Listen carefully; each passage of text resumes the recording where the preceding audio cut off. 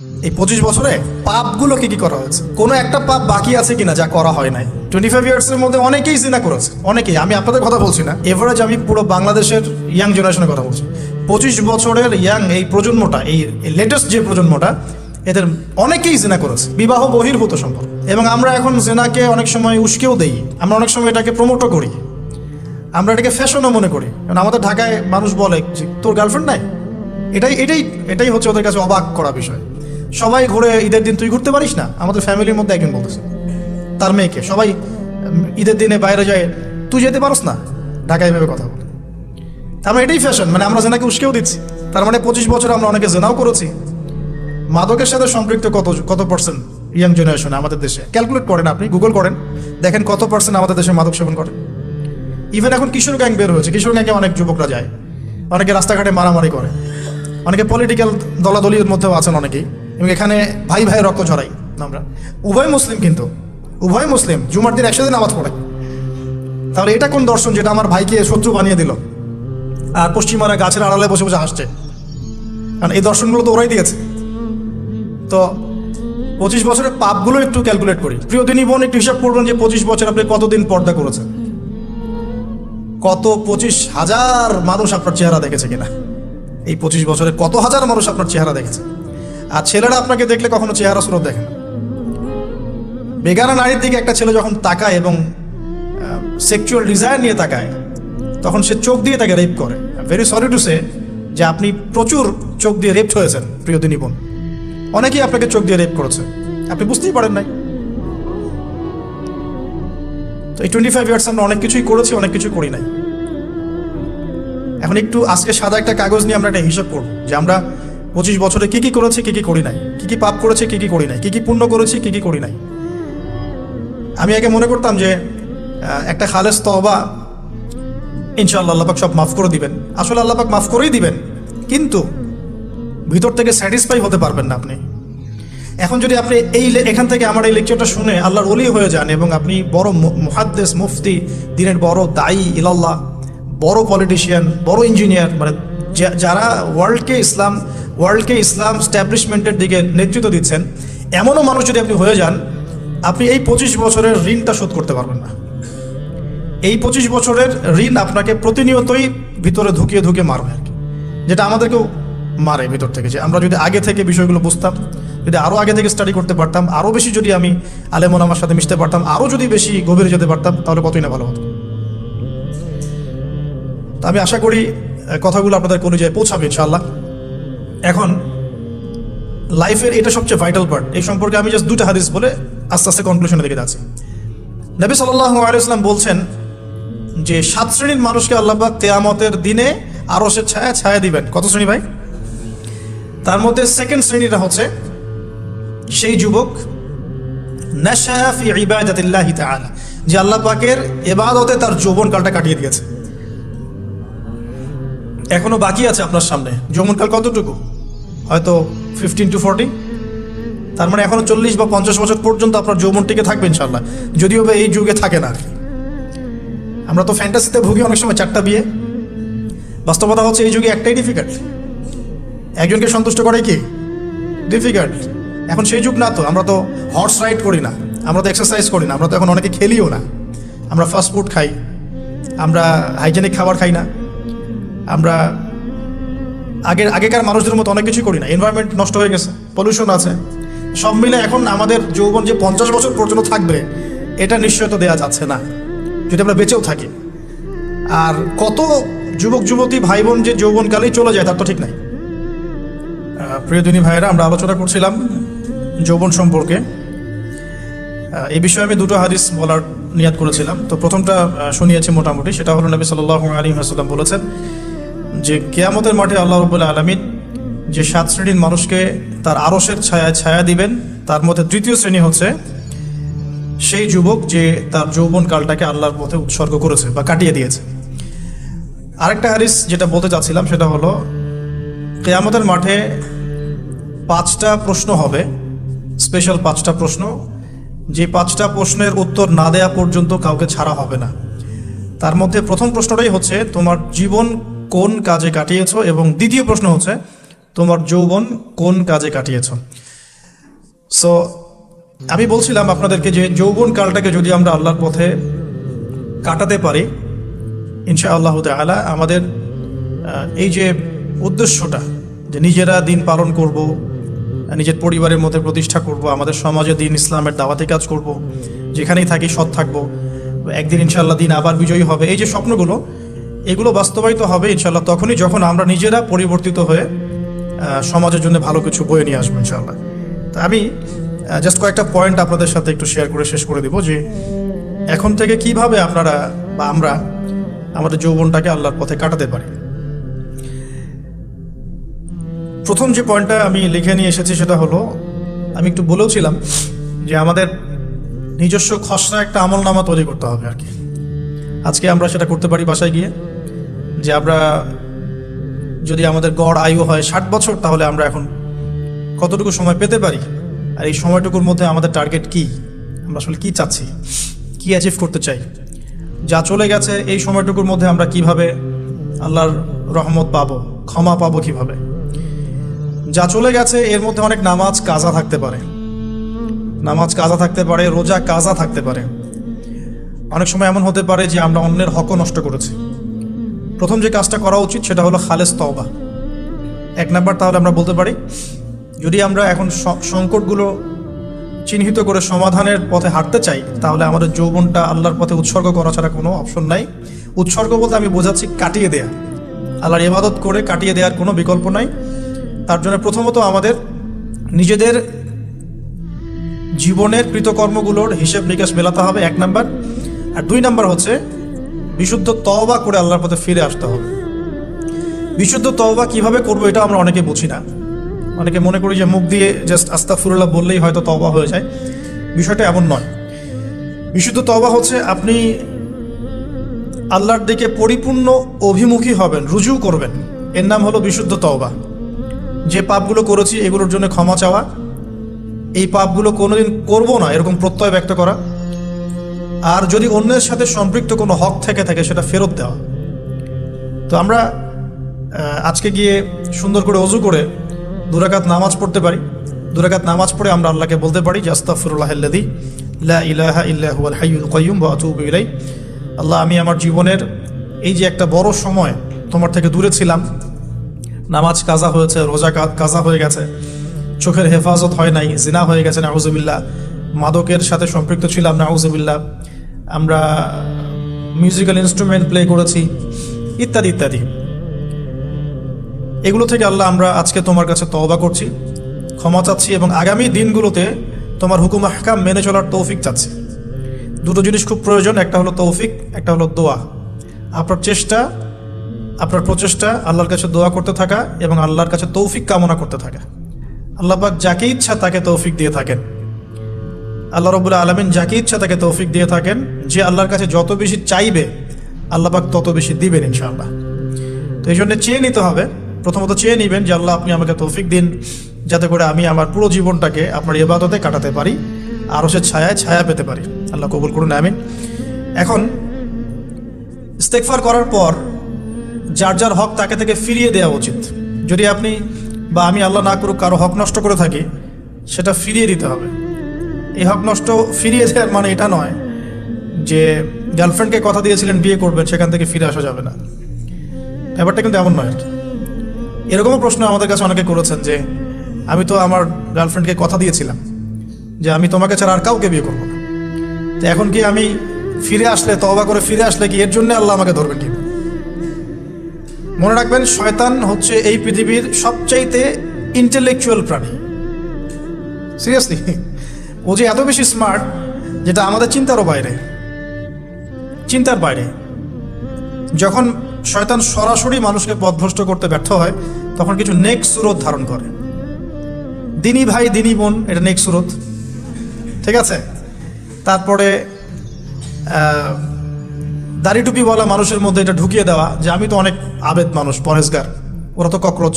দেখবেন বেশি না, 1 মাস যদি কেউ নামাজ পড়ে, 1 মাসে 10টা বই পড়াশোনা করে, ইসলাম সম্পর্কে একটু ঘাটাঘাটি করা শুরু করে, অন্যদের সাথে কথা বলার ক্ষেত্রে তার যে বডি ল্যাঙ্গুয়েজ, এটা খেয়াল করবেন। শয়তান কিন্তু অনেক স্মার্ট, এভাবে শয়তান অনেকভাবে মানুষকে প্রতারিত করতে পারে। সো শয়তানের নেক্সট শুরুতে ধোকায় পা দিবেন না। আল্লাহ পাক আমাদের সবাইকে হেফাজত করুন, আমিন। খুব ভালো একটা কাজ করছি মনে করেন, একটা বড় প্রজেক্ট করছি সারা বাংলাদেশ ব্যাপী, একটু মনের মধ্যে ঢুকিয়ে দিল যে মানুষ তো দেখুক, মানুষ ভালো বলুক, যথেষ্ট আমল ধ্বংস হওয়ার জন্য। এতটুকু যথেষ্ট আমল ধ্বংস হয়ে যাওয়ার জন্য। আল্লাহ মাফ করুক আমাদেরকে। তো প্রথমে প্রিয় ভাই তওবা করে ফিরে আসা, যার যার হক তাকে তাকে ফেরত দিয়ে দেওয়া। এরপরের সবচাইতে ইম্পর্টেন্ট জায়গাটাই হচ্ছে ইলম অর্জন করা। যেখানে আছেন সেখানেই থাকবেন, মানে যে যে প্রতিষ্ঠানে যে সাবজেক্টে পড়ছেন, এখন আপনাদের প্রায় জীবনের 20টা বছর চলে গেছে। এখন সবার পক্ষে আবার ইউটার্ন করে জিরো থেকে স্টার্ট করা পসিবল, এবং এটা বুদ্ধিমানের কাজও হবে না। এটা বুদ্ধিমানের কাজও হবে না। ওই সেকশনে যারা আছেন তাদের সংখ্যা কিন্তু প্রচুর, যারা দিনই লাইনে পড়াশোনা করছেন, ঠিক আছে। আল্লাহ চাইলে তাদের মধ্য থেকেই ইনশাআল্লাহ এমন অনেক বড় বড় মুফতি, মুহাদ্দিস, ইমাম তৈরি হবেন যারা ধর্মীয় অঙ্গনে নেতৃত্ব দিবে ইনশাআল্লাহ। আর যদি দেখা যায় তারা তাদের দায়িত্ব পালন না করেন, তখন আল্লাহ পাক জেনারেল থেকে মানুষ উঠায় নিয়ে আসবেন। এটা আল্লাহ পাকের কৌশল, আল্লাহ পাক করতে পারেন। এখন আপনি কি করবেন? যেহেতু আপনারা 20-25 বছর পার করে আসছেন, যে সাবজেক্টে পড়ছেন কন্টিনিউ করতে থাকবেন। যদি এনভায়রনমেন্ট থাকে ফ্রি মিক্সিংয়ের, এখানে আপনি আপনার চোখকে হেফাজত করার চেষ্টা করবেন সর্বোচ্চ। এ ব্যাপারে আমি একটা বই সাজেস্ট করি। এই বইটা পড়লে ইনশাআল্লাহ আপনার অন্তরের মধ্যে এই বিষয়গুলো কমে আসবে ইনশাআল্লাহ। সেটা হলো তাসকিয়া, ও আরেক নামে এসেছে, সেটা হলো তাসাউফ ও আত্মশুদ্ধি। তাসাউফ ও আত্মশুদ্ধি পুরো ওয়ার্ল্ডের ওয়ান অফ দ্য মোস্ট, বলবো যে অনারেবল একজন আলেমে দিন, টপ 10-এর মধ্যে একজন, আল্লামা তাকি উসমানী দামাত বারাকাতুহু, তার লেখা বই তাসাউফ ও আত্মশুদ্ধি। বাংলাদেশে যে মাকতাবাতুল আশরাফ তারা প্রকাশ করেছে। এই বইটা যদি পড়েন, আপনার মনের মধ্যে নফসের যে খারাপ রিপুগুলো, এগুলো আস্তে আস্তে কমতে থাকবেন সব। এবং এই বইটা আমি বলি যে বারবার পড়া উচিত। হ্যাঁ, তো আল্লাহ তৌফিক দান করুন। এখন পুরোপুরি ট্র্যাক চেঞ্জ করতে যাবেন না, আপনি আপনার ট্র্যাকেই থাকবেন। এখন এই ট্র্যাকে থেকে আপনি কিভাবে ইসলামিক বেসিক জ্ঞান অর্জন করবেন, কিভাবে পসিবল? কঠিন, অসম্ভব কিছু না, কঠিন। আমি অভিজ্ঞতা থেকে বলি আমার মতো করে। ফার্স্ট অফ অল, একজন বিজ্ঞ কারি সাহেব, হাফেজে কোরআন বা কারি, প্রাথমিক স্টেজ বলছে, বিজ্ঞ একজন কারি সাহেব বা হাফেজে কোরআন, যার সাথে আপনার ভালো সম্পর্ক বা যাকে আপনি চিনেন, রিনাউন্ড বা যিনি খুব কোঅপারেটিভ, আপনাকে সময় দেন, টাইম দেন, এরকম কারো কাছে গিয়ে আপনি কোরআন তেলাওয়াত করা শিখবেন আগে। ফার্স্ট অফ অল এটা কাজ, কোরআন তেলাওয়াতটা আগে শিখবেন। আমি তো যে দুঃখ করে বলি, কষ্ট করে বলি যে আমাদের এই দিনী অঙ্গনে এমন অনেক মানুষ আছে যারা ইভেন কোরআন রিসাইট পর্যন্ত করতে না পেরেও অনেক বড় বড় জায়গায় অভিনয় করেন, দিনিয়াতের অভিনয় করে যান, নিজের সাথে অভিনয় করে যান। অনেক সময় উদ্ধতাবশত বড় বড় আলেমদেরকে বাহাসের জন্য চ্যালেঞ্জ করে থাকেন, অথচ কোরআন তেলাওয়াত শুদ্ধ না। কোরআন তেলাওয়াত শুদ্ধ না মানে নামাজই হচ্ছে না। কোরআন তেলাওয়াত শুদ্ধ না মানে কি? নামাজ হচ্ছে না। কবুল করার মালিক তো আল্লাহ, শর্ত তো এটা। কবুল করার মালিক তো আল্লাহ। আল্লাহ পাক চাইলে কেউ এক ওয়াক্ত নামাজ না পড়লেও তওবা করে ফিরে আসছে মওতের আগে, হয়তো আমরা জানি না, আল্লাহ মাফ করে দিয়েছেন, হতে পারে না? এটা তো শর্ত। কোরআন তেলাওয়াত তাজবিরের সাথে শিখতে হবে। তো এখানে যদি একজন আলেম থাকেন, একজন কারি থাকেন, হাফেজ থাকেন, তার কাছে আপনারা ব্যাচ করে পড়লেন, অথবা সে যদি কোনো ইনস্টিটিউট খুলে সেখানে আপনারা একটু সময় দিলেন, বা যারা পড়তে জানেন আবার মস্ক করে নিলেন। ফজরের পর 1 ঘন্টা, সপ্তাহে 3 দিন, 3 মাস এনাফ। ফজরের পর 1 ঘন্টা, সপ্তাহে 3 দিন, আপনার 2 থেকে 3 মাস যথেষ্ট। কোরআন তেলাওয়াত আপনি শিখে ফেলবেন ইনশাআল্লাহ।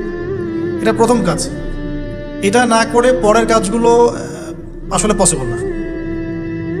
এগুলো জাতামাতা কাজ হয়ে থাকবে, এগুলো মানে পূর্ণতা পাবে না। প্রথম কাজটাই কোরআন তেলাওয়াত শেখা। এরপরে আপনার অনেকে তাবলিগ জামাতে সময় দিবেন।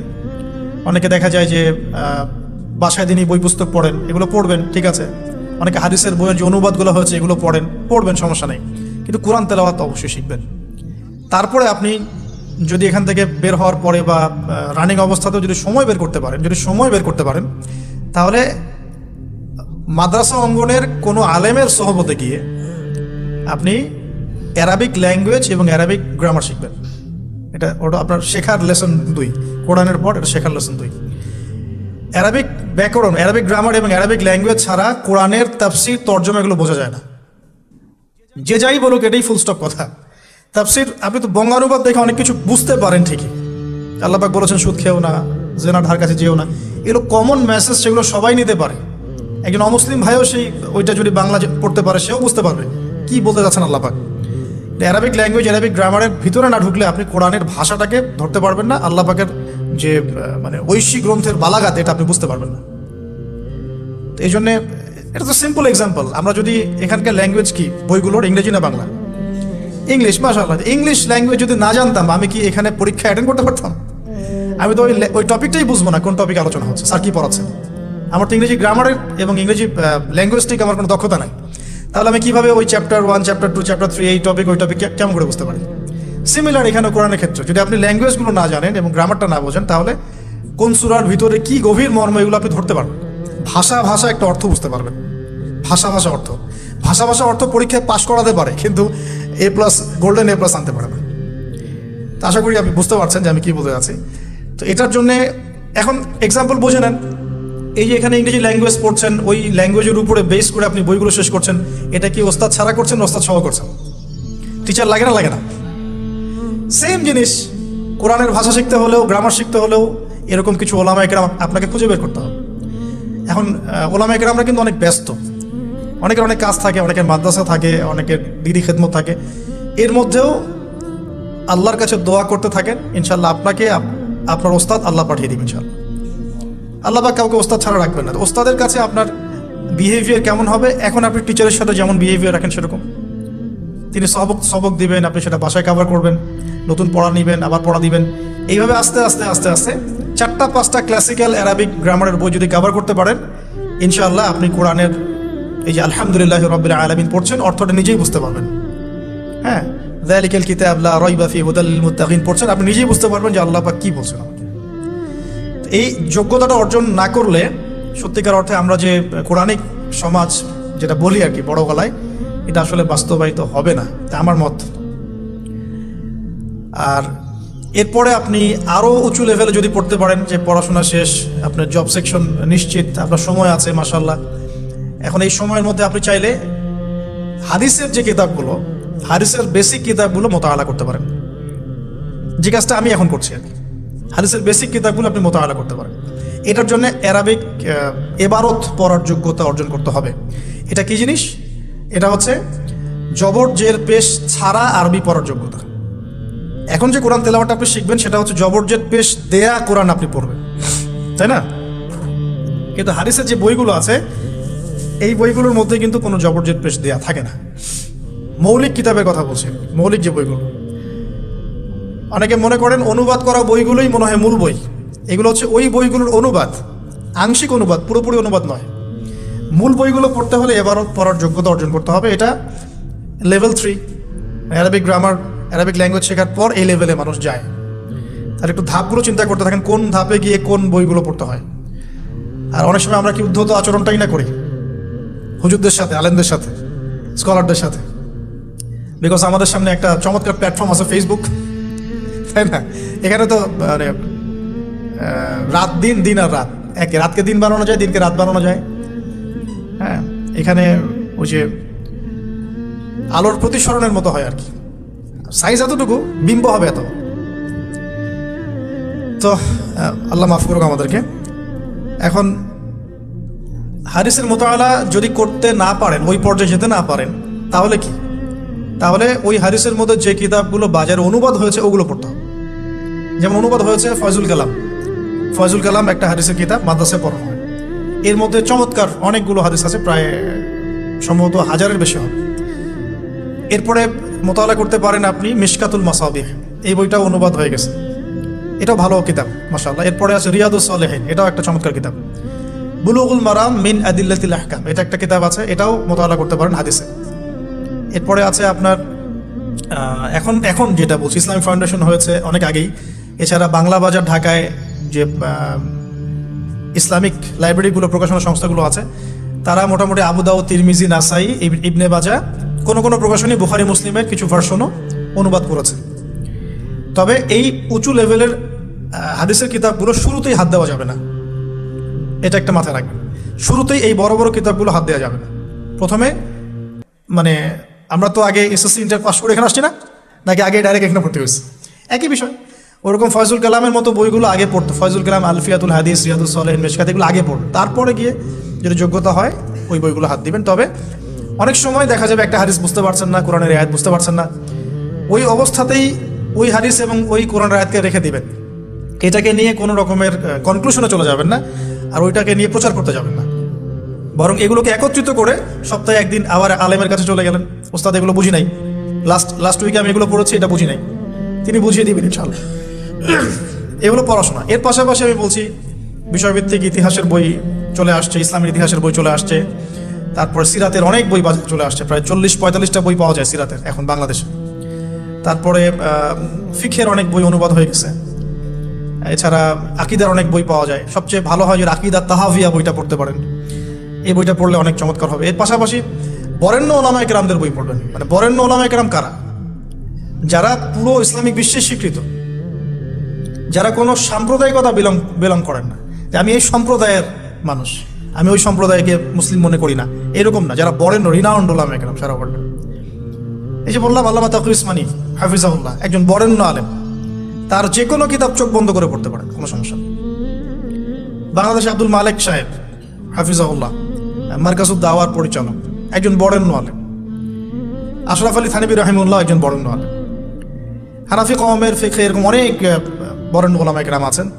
তারপরে আরবের মধ্যে এমন অনেক বরেণ্য আলেম আছে, শাইখ উসাইমিন, শাইখ বিন বাজ, সালেহ আল ফাওজান, এরকম অনেক বড় বড় আলেম আছে যারা রিনাউন্ড ওলামায়ে কেরাম। তাদের কিতাবগুলো আপনি পড়তে পারেন, কিন্তু যাদের মানে লেখা এবং গবেষণাগুলো ছাত্র পর্যায়ের, এগুলোকে আপনি প্রামাণ্য বই বানাবেন না। তো প্রামাণ্য বই পড়বেন আর আলেমের সাথে সম্পর্ক রাখবেন। দুটো যখন একসাথে থাকবে তখন আপনি কিছু আটকে গেলেও তার সাথে পরামর্শ করে একটা কনক্লুশন খুঁজে পাবেন।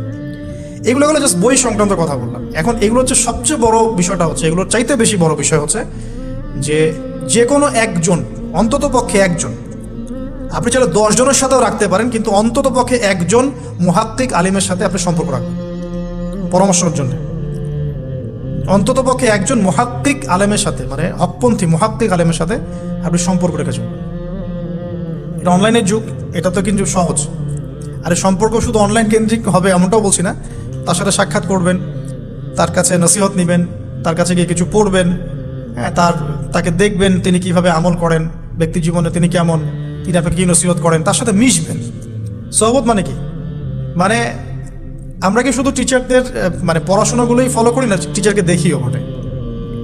আমরা বস্তুবাদী এডুকেশনের ক্ষেত্রে হয়তো অত কেয়ার করি না, টিচার যেটা পড়াচ্ছেন ওটা জাস্ট টুকে নেই, পরীক্ষা পাস করলেই হইল। আমরা টেন্ডেন্সি এমন, কিন্তু ইসলামিক এডুকেশনটা কিন্তু এমন নয়।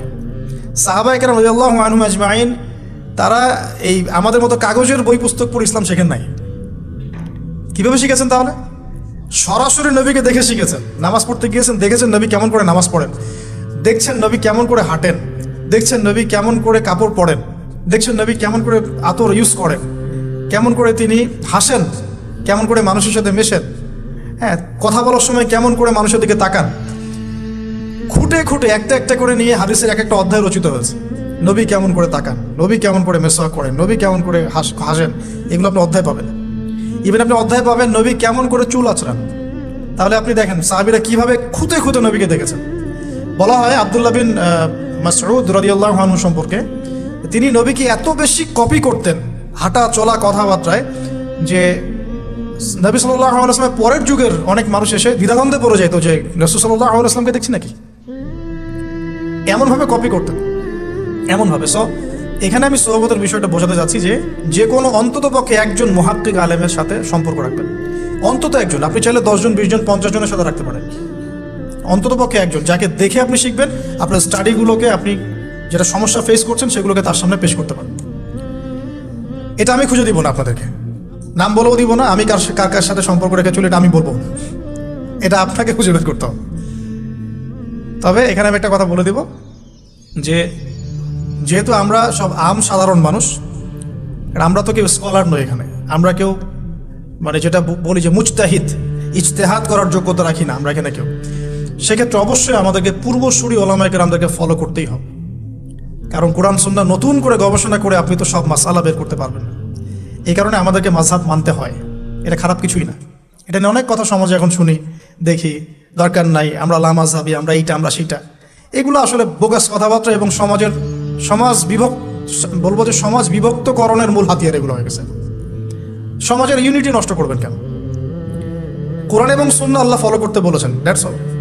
কোরআন সুন্নাহ আপনি কি এখন আমি যদি আপনাকে কোরআন এই যে দিলাম, নেন কোরআন, নেন তাফসির ইবনে কাসির, নেন তাফসির জালালাইন, নেন আপনি তাফসিরে মারিফুল কোরআন, নেন এইটা, এই যে বুখারী নেন, মুসলিম নেন, তিরমিজি, আবু দাউদ, নাসাই সব নিয়ে নেন।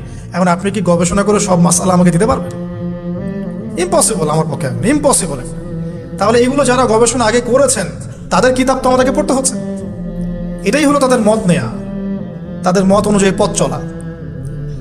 তো এই জিনিসগুলো নিয়ে যারা বাড়াবাড়ি করছে এটা খুবই দুঃখজনক। যে অবশ্যই কোরআন সুন্নাহকে ফলো করতে হলে আমাদেরকে হকপন্থী উলামায়ে কেরামের সোহবতে যেতেই হবে। তাদের বইপত্র, লেকচার, তাদের নসিহত, তাদের ফিকহের কিতাব এগুলো আমাদের ঘাটতে হবে। আদারওয়াইজ আমরা সরাসরি কোরআন সুন্নাহর দাবি করলেও মানতে পারবো না। সরাসরি কোরআন সুন্নাহ মানিয়ে দাবি করলেও মানতে পারবো না, বিকজ আমি তো কোরআন সুন্নাহর সব জ্ঞান রাখি না।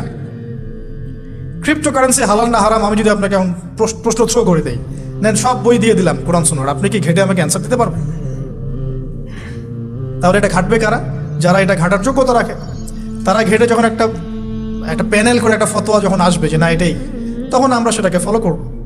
That's all. এই জিনিসটা রাসূল সাল্লাল্লাহু আলাইহি ওয়াসাল্লামের যুগেও ছিল, সাহাবীদের যুগেও ছিল, তাবেঈনদের যুগেও ছিল। এটা আস্তে আস্তে চলে আসছে এই পর্যন্ত। তো এখানে ক্লাসিক্যাল যে ইসলাম চলছে এখানে থাকলে আপনার বিভ্রান্ত হওয়ার কোনো চান্স নাই। কিন্তু এর আশপাশে ব্যাঙের ছাতার মতো অনেক মতাদর্শ এসেছে এখন, নতুন নতুন অনেক। এগুলোতে পা দিলে নেক্সট শুরুতে ধোকা খাবেন শয়তানের মতো। ওই যে বললাম, শয়তান নেক্সট শুরুতে ধোকা দেয়, মনে হবে যে আমি তো সরাসরি কোরআন সুন্নাহ ফলো করি। আদতে আপনি কোরআন সুন্নাহই ফলো করছেন না। আদতে আপনি কোরআন সুন্নাহর কিছুই ফলো করতে পারবেন না, বা ফলো করলেও আংশিক পারবেন, আংশিকটা পারবেন না। একটা মাসআলা মনে করেন, একটু বলেন এই জায়গায়, একটা মাসআলা মনে করেন এসেছে যে আমরা বর্তমান অর্থ ব্যবস্থায় আমরা কিভাবে আমাদের ব্যাংকিং সিস্টেমটা সাজাবো, ধরেন একটা মাসআলা এসেছে। এখন এই বিষয়ে যদি আমরা ইকোনমিক্সের উপর দক্ষ ওলামায়ে কেরামদের শরণাপন্ন না হই, আমরা কি অ্যান্সার নিতে পারবো? আমি কি পারবো উত্তর দিতে? আপনি কি পারবেন? যে কোরআন এবং সুন্নাহ গবেষণা করেছেন এবং যার কাছে অর্থনীতির জ্ঞান আছে, ওই রকম মুহাক্কিক কোনো আলেম আপনাকে বলতে পারবে এখন আমাদের কি করা দরকার। এই জিনিসটাই যদি আমরা বাংলাদেশের সংবিধান সম্পর্কে জানতে চাই, আমাদেরকে আইনজীবীর কাছে যেতে হবে। আমরা যদি রোগ নির্ণয় করতে চাই, ডক্টরের কাছে যেতে হবে। এখানকার ইঞ্জিনিয়ারিং যা পড়ানো হয় আমি কি সেটা বলতে পারবো? তাহলে আমাকে এখানকার স্যারের কাছে যেতে হবে, স্যার এখানকার বিষয়টা কি আমাকে একটু বুঝাই দেন। তখন তিনি তার জ্ঞান থেকে এবং তার জ্ঞানের সোর্স থেকে ঘেটে ঘেটে আমার জন্য কিছু সমাধান বের করে দিবেন, আমি তো সেটা ফলো করব। এই ফলো করা জিনিসটাকে যারা নেগেটিভলি উপস্থাপন করছেন, এটা ঠিক না। এটা একটা উদ্ধত আচরণ হচ্ছে, অহংকার হচ্ছে। এই ফিতনাগুলো থেকেও বেঁচে থাকতে হবে। এই জন্য আমি বললাম অন্তত একজন মুহাক্কিক আলেমকে ধরে বসে থাকবেন। এটা আমি কিন্তু পীর মুরিদি বুঝাচ্ছি না, ঠিক আছে? আমি বুঝাচ্ছি যে আপনি মানুষের সোহবতে থাকবেন, পরামর্শ ভিত্তিক, যে কোনো একজন হকপন্থী আলেম। এখন এরপরে আপনি পড়াশোনা চালিয়ে গেলেন, আলেম আপনার কাছে পরিচিত আছেন, আপনি টাচে আছেন, পড়াশোনা করছেন, কোরআন হাদিস মোতালা করছেন, মাশাআল্লাহ দ্বীনের জ্ঞান অর্জন করছেন। এখন আপনি আপনার সাধ্যমতো দাওয়াতি কাজ করবেন। যতটুকু দাওয়া আপনার দেওয়ার যোগ্যতা আপনি অর্জন করেছেন বা পারছেন, অতটুকু ছোট ছোট করে 5 মিনিট, 10 মিনিট, একটা হাদিস, 2টা হাদিস, এভাবে মানুষের মধ্যে ইসলামটাকে প্রচার করতে থাকেন ইনশাআল্লাহ। তবে যে বিষয়গুলো নিয়ে সমাজে ইখতিলাফ, দ্বন্দ্ব দেখা যায়, এগুলো নিয়ে আপনি কথা বলতে চান না। এগুলোর কোনো সমাধান নাই, মানে এগুলো কখনো শেষ হবে এমনটা মনে হচ্ছে না। ইলা ইয়াউমিল কিয়ামা, কিয়ামত পর্যন্ত এগুলো শেষ হবে এমনটা বোঝা যাচ্ছে না। এই জন্য আমরা এখানে আগুন আর উস্কে দেওয়ার দরকার নাই। আপনি আপনার কাছে যেটা ভালো লাগে ওই মানহাজ, ওই মাযহাবটা ফলো করতে থাকেন ইনশাআল্লাহ। সাহাবীর যুগ থেকে এরকম ইখতিলাফ কিন্তু ছিল, তাই বলে কেউ কাউকে তারা এরকম তুই কাফের হয়ে গেছিস এরকম কখনো কথা কেউ বলে নাই, যেটা আমাদের পান থেকে চুন খসলে মানুষ বলে দেয়। এরকম জায়গায় যায় না, এটা তাসকিয়া নষ্ট হয়ে যাবে, আপনার মনের তাসকিয়া নষ্ট হয়ে যাবে। এখন এরপরে আপনি বা আমি আমাদের কর্মক্ষেত্রটা সাজাবো। যেহেতু আমাদের এখন মাশাআল্লাহ পড়াশোনা হচ্ছে, আলেমদের সাথে আমরা সম্পর্ক রাখছি, শেষ করছি, একটু ধৈর্য ধরেন। কর্মক্ষেত্রটা আমরা সাজাবো। এখন আপনারা বের হয়ে যাবেন, জবে চলে যাবেন, মাশাআল্লাহ। এখানে এমন একটা বিষয় খুঁজে নেওয়ার চেষ্টা করেন যে আপনার যাতে দুনিয়ার আর্নিংসটাও চলে আসে এবং পরকালেরও কাজ হয়। এক্সাম্পল দিচ্ছি আমি একটা, ধরেন যে আমার 4-5টা মাদ্রাসা আছে, কথা আমি বিভিন্ন মাদ্রাসায় পড়াই। এখানে কি হচ্ছে, আমি ইলম শিক্ষা দিচ্ছি, আমার নিজের চর্চা থাকছে, আমি সেখান থেকে কিছু হালকা পাতলা কিছু বেতনও পাচ্ছি, আমার পরিবার চলে যাচ্ছে। তো পুরো লাইফের পুরো কাজগুলোই কিন্তু তখন দিন কেন্দ্রিক হয়ে গেল। তাহলে সে বেশি লাভবান হলো। এখন আপনাদেরকে এরকম সুযোগ বের করতে হবে যে আপনারা এমন এমন কিছু ক্ষেত্রে যাবেন যেখানে ওই কাজটাই ইবাদত বলে কাউন্ট হবে। টাফ কিন্তু ইম্পসিবল না। বা যদি এমন জব নাও পাওয়া যায়, আপনি হালাল কোনো বৈধ জবে থাকলেন, আপনার রিজিকের একটা অংশ থেকে আল্লাহর পথে সদকা করলেন। আল্লাহ পাকে এর বেশি কিছু আপনার কাছে চাচ্ছেন না। যাকাত ফরজ হয়ে গেলে যাকাত দিলেন, নফল দান সদকা করলেন, এতটুকু। আপনার পরিবারের পেছনে খরচ করলেন, আল্লাহর হক আদায় করলেন, জনগণের আমরা যেটা বলি মানুষের হক সেটা আদায় করলেন। এরপরে আপনার আসবে বিয়ে শাদীর ব্যাপার স্যাপার। বিয়ে শাদীর ব্যাপার স্যাপার আগে আনলাম না কেন? কারণ ওই আত্মনির্ভরশীল না হলে তো মেয়েরা আপনার কাছে আসবে না। ওটা প্রেম করতে পারে, কিন্তু বিয়ের সময় তারা খুব সচেতন।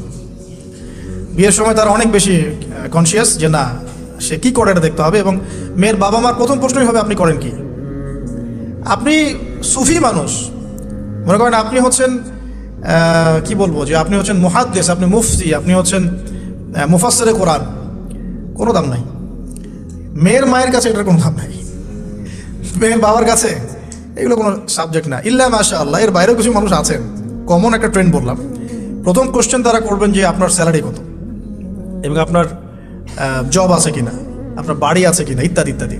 এই জন্যই বললাম যে আগে আর্নিং সোর্সটা নিশ্চিত করে তারপরে এদিকে যান, তাহলে সম্মানটা বজায় থাকবে। আত্মসম্মান ছেলেদের একবার নষ্ট হয়ে গেলে তার ফিরে আসে না। আমরা যখন নিচের হাত হই তখন আমাদের আত্মসম্মান বলে কিছু থাকে না। আপনার আর্নিং যদি মাসে 50,000 1 লাখ টাকাও হয়, এই টাকাগুলো কিন্তু খুব বেশি বড় না এখন। কারণ এখন 1 লাখ টাকার মানে 1 লাখ টাকা নাই, এখন ওটা 50,000 চলে আসছে। আস্তে আস্তে হয়তো আরও কমবে। যারা এগুলো বোঝেন না তারা অযথাই সমালোচনা করেন, কিন্তু আসলে ব্যাপারটা এরকমই হচ্ছে। আমি তাদের হেদায়েতের জন্য দোয়া করি। এখন এইটুকু আর্নিং যদি আপনার হয়, কিন্তু এই আর্নিংয়ে আপনার কারো কাছে হাত পাততে হচ্ছে না, আপনার সম্মান বজায় থাকবে। যখনই আমাদেরকে হাত পাততে হবে আমাদের সম্মানটা কমে যায়। আর যদি কেউ ভুল করে ঘর জামাই হন তাহলে তো অবস্থা খারাপ, ঠিক আছে? তো এই জন্যে আয়ের একটা অংশ নিশ্চিত করতে হবে। এই জন্য একটু সবর করেন। এই সবরের সময়টা কি করবেন? বেশি বেশি ফোন চালাবেন, তাহলে সবর করতে পারবেন না। এই সবরের সময়টুকু মোতাআলা করবেন, পড়াশোনা করবেন, সম রাখবেন, আপনার রোজা রাখবেন, ভালো কাজে ব্যস্ত থাকবেন, ইনশাআল্লাহ প্রবৃত্তি নিয়ন্ত্রণে থাকবে। আর যদি আপনার বিকল্প অপশন থাকে, কৃষি অপশন থাকে, কৃষিকাজের সুযোগ আছে, ব্যবসার সুযোগ আছে, বা আপনার পৈতৃক সম্পত্তি আছে, সেক্ষেত্রে আপনি আগে বিয়ে করে রাখতে পারেন, সমস্যা নেই। এটা ডিফার করে মানুষের মধ্যে। আল্লাহ পাক আমাদের সবাইকে হালাল রিজিকের ব্যবস্থা করুন, দোয়া করি। রিজিকের এই অংশটুকুর মধ্যে একটা অংশ আল্লাহর জন্য রাখবেন। রিজিকের অংশের একটা অংশ আল্লাহর জন্যে, আর বাকি একটা অংশ পরিবারের জন্যে, একটা অংশ নিজের জন্যে, একটা অংশ বই কেনার জন্যে। এভাবে স্যালারিকে ভাগ করুন। আল্লাহ রাব্বুল আলামিনই প্রথম, আল্লাহ পাকই শেষ। আল্লাহ পাক প্রকাশ্য, আল্লাহ পাক গোপন। ওয়া হুয়া বিকুল্লি শাইইন আলিম। আল্লাহ পাক বলছেন তিনি প্রত্যেকটা বিষয় সম্পর্কে জ্ঞানী। সূরা হাদীদ আয়াত নাম্বার 3। তো আমরা বুঝতে পারছি যখন কোনো কিছু ছিল না তখন আল্লাহ রাব্বুল আলামিন ছিলেন, আবার যখন কিছু থাকবে না তখন আল্লাহ পাক থাকবেন। কুল্লু মান আলাইহা ফান ওয়া ইয়াবকা ওয়াজহু রাব্বিকা যুল জালালি ওয়াল ইকরাম। সমস্ত কিছু ফানা হয়ে যাবে, শুধুমাত্র আল্লাহ রাব্বুল আলামিনের সত্তা, জাত এটা বাকি থাকবে। তার মানে আল্লাহ পাকই শুরু, আল্লাহ পাকই শেষ। আল্লাহর কোনো শুরু নাই, আল্লাহর কোনো শেষ নাই। এখন কেউ যদি প্রশ্ন করে যে আল্লাহ সব কিছু সৃষ্টি করেছেন, তাহলে আল্লাহকে কে সৃষ্টি করলো? নাউজুবিল্লাহ। তো তখন আমরা বলবো যে যদি কেউ আল্লাহকে সৃষ্টি করতো তাহলে তো সেই সৃষ্টিকর্তা হয়ে যেত, তাই নয় কি? এভাবে এক এক করে যদি আমরা পিছনের দিকে যেতে থাকি তাহলে একটা পর্যায়ে গিয়ে তো আমাদেরকে থামতে হবে। তো আমরা যেখানে গিয়ে থামছেন সেটাই হচ্ছে আল্লাহ রাব্বুল আলামিন। আল্লাহ পাকের আগে কিছুই ছিল না, বরং অতীত, বর্তমান, ভবিষ্যৎ এটা সময়ের মধ্যে আছে, যে সময়ের মধ্যে আমরা বাস করছি। আল্লাহ রাব্বুল আলামিনের কাছে এরকম অতীত, বর্তমান, ভবিষ্যৎ কিছু নাই। আল্লাহ রাব্বুল আলামিন একা ছিলেন, তখন কিছুই ছিল না। আবার যখন সব কিছু ধ্বংস হয়ে যাবে আল্লাহ পাক একাই থাকবেন, আর কিছু থাকবে না। এখন আল্লাহ পাক সর্বপ্রথম সৃষ্টি করলেন আরশে আজিম। কি সৃষ্টি করলেন? এবং আরশটা পানির উপরে ছিল। কিসের উপরে? পানির উপরে। এরপরে আল্লাহ রাব্বুল আলামিন সৃষ্টি করেছেন কলম। আল্লাহ পাকের কাছে লাউহে মাহফুজ আছে, লাউহে মাহফুজ মানে সুরক্ষিত একটা ফলক। এখানে আল্লাহ পাক কলমকে বললেন লিখো। কলম বলল যে মাযা আকতুব, আমি কি লিখবো হে আল্লাহ? আল্লাহ পাক বললেন কিয়ামত পর্যন্ত যা যা হবে, শেষ দিন পর্যন্ত যা কিছু ঘটবে লিখে ফেলো। কলম লিখে ফেলেছে কিয়ামত পর্যন্ত কি কি হবে। অতএব আপনার রিজিক নিয়ে এত টেনশন করার কোনো দরকার নেই। বিয়ে শাদী হচ্ছে না, এই জন্য কবরে গিয়ে মানত করার কোনো দরকার নেই। সময় মতো হবে ইনশাআল্লাহ। যখন রিজিক তাকদিরে লেখা আছে, সময় মতো ইনশাআল্লাহ হবেই। তাকদিরের বাইরে কিছু হবে হবে না। তো আল্লাহ পাক তাকদির লিখে ফেললেন। এমনকি লাউহে মাহফুজে কোরআনও লিপিবদ্ধ আছে। সূরা বুরুজ পড়েন নাই? বাল হুয়া কুরআনুম মাজিদ ফি লাউহিম মাহফুজ। লাউহে মাহফুজ থেকে কোরআন মাজিদ নাজিল করা হয়েছে প্রথম আসমানে। এরপর প্রথম আসমান থেকে আস্তে আস্তে ধাপে ধাপে বিভিন্ন ঘটনার পালাক্রমে রাসূলুল্লাহ সাল্লাল্লাহু আলাইহি ওয়াসাল্লামের কলবের মধ্যে জিবরাইল আলাইহিস সালামের মারফতে ওহী করা হয়েছে। এই হলো কোরআন, যেটা নাজিল হতে সময় লেগেছে 23 বছর। তো লাউহে মাহফুজ আল্লাহ রাব্বুল আলামিন সব লিখে ফেললেন। এভাবে 6 দিন, আল্লাহ পাকের হিসেবে 6 দিন কত লম্বা আল্লাহ ভালো জানেন। 6 দিনে আল্লাহ রাব্বুল আলামিন এরপর সৃষ্টি করলেন পুরো মহাবিশ্ব। পুরো মহাবিশ্ব বলতে আমি শুধু পৃথিবীর সৌরজগৎ বোঝাচ্ছি না। এই মঙ্গল, বুধ, শনি, বৃহস্পতি এইটুক না, এরকম হাজার হাজার সৌরজগৎ মিলে একটা গ্যালাক্সি হয়, আর হাজারটা গ্যালাক্সি মিলে গিয়ে একটা আসমান হচ্ছে, মহাকাশের একটা ছায়াপথ আসমান হচ্ছে। তো এরকম 7টা আসমান বা 7টা মহাবিশ্ব আল্লাহ পাক সৃষ্টি করলেন মাত্র 6 দিনে। কয় দিনে? ফি সিত্তাতি আইয়াম, 6 দিন আল্লাহ পাক সৃষ্টি করলেন। এরপর আল্লাহ রাব্বুল আলামিন প্রত্যেক মহাকাশে তার যার যার কাজ সেটা দিলেন। যেখানে যেখানে মাখলুক সৃষ্টি করা আল্লাহ পাক করলেন। আল্লাহ রাব্বুল আলামিন মালায়েকা সৃষ্টি করলেন নূর দিয়ে। কি দিয়ে? আলো দিয়ে। আলোর মধ্য দিয়ে আল্লাহ রাব্বুল আলামিন ফেরেশতা সৃষ্টি করলেন। আল্লাহ পাক জিন সৃষ্টি করলেন। জিন কি দিয়ে? আগুন দিয়ে। একদম যেটা উত্তপ্ত আগুন, লাল আগুন, সেই আগুন দিয়ে আল্লাহ পাক জিন জাতিকে সৃষ্টি করলেন। সৃষ্টি করার পর আল্লাহ রাব্বুল আলামিন জিন জাতিকে পৃথিবীতে পাঠিয়েছেন। কোথায়? আর এখন মানুষ পৃথিবীতে যা করছে, জিন জাতীয় কিছুটা এরকমই কাজ করেছে, বরং তার চেয়েও হয়তো বেশি করেছে। পৃথিবীতে সে ফিতনার ফাসাদ সৃষ্টি করেছিল। এক পর্যায়ে আল্লাহ রাব্বুল আলামিন জিন জাতিকে ধ্বংস করে দিলেন। কিছু কিছু জিনকে আল্লাহ পাক অবশিষ্ট রাখলেন, যেগুলো পাহাড়ে, পর্বতে, বিভিন্ন জায়গায়, সমুদ্রে আশ্রয় নিল। পাহাড়ি এলাকাগুলোতে জিন থাকে, গভীর সমুদ্রে জিন থাকে, হ্যাঁ, জঙ্গলে জিন থাকে। এরকম কিছু জায়গা আছে, এগুলোর মধ্যে জিনরা থাকে। তো ওদেরকে ডিস্টার্ব করতে গেলে সমস্যা, আপনাকে ধরে ফেলবে। আর যদি প্রতিদিন সকাল সন্ধ্যার জিকির আজগার ঠিকঠাক মতো না করেন, কোরআন তেলাওয়াত ঠিকঠাক মতো না করেন, নামাজি না হন, আর পবিত্র না থাকেন, তাহলে জিন ধরার সম্ভাবনা বেশি। আর আমার মনে হয় এখনকার যে মেয়েগুলো রাস্তাঘাটে ঘোরাফেরা করে, এদের বেশিরভাগই জিন ধরা।